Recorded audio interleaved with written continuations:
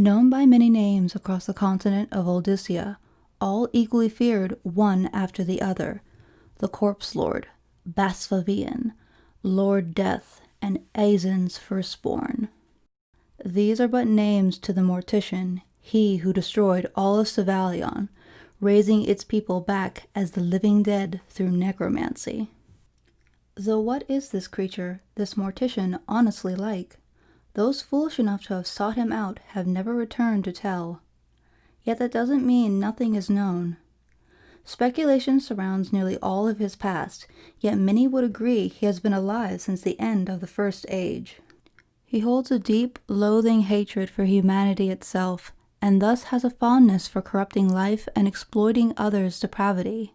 His lust for power has clearly rewarded him in many horrible ways, able to use such vile, blasphemous magic to empower himself and any human creations crafted by his hands. Though he remained a shadow for much of the First and Second Ages, it was during the War of the Third Age that he took center stage. He had come to the Salvanese in their darkest hour, speaking with a reluctant King Esteravan in the guise of a shrouded stranger. How he couldn't have known his nation's death warrant had been signed by his own hand. Thus the city of Laurek was barred. None would leave its walls alive again. Thus the stranger was given access to the city's vast archives, containing some of the most extraordinary collection of knowledge within Olessia.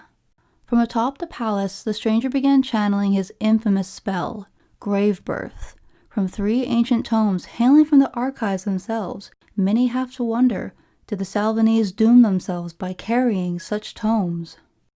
In moments, the city and Sevalion itself was consumed by the very forces of hell itself. The souls of all the living ripped from their bodies and dragged into him. Those near the border would forever remember the thousands of screams before they met their violent end. Thus, the Mortician rose that dreadful day, filled with the souls of a nation and a new body to show for it.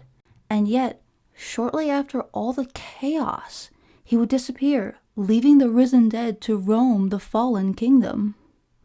Though years would pass, whispers of his return are far and in between, as the signs of recent events are all too telling.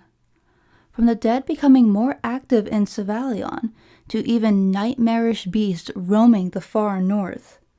In the words of the late High Priestess herself, "A thing beyond death lies in wait, biding its time, amassing his followers to take all that lives, to a fate far worse.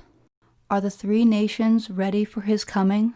Or will he drag all to their deaths, to be slaves forever, and hope lost?"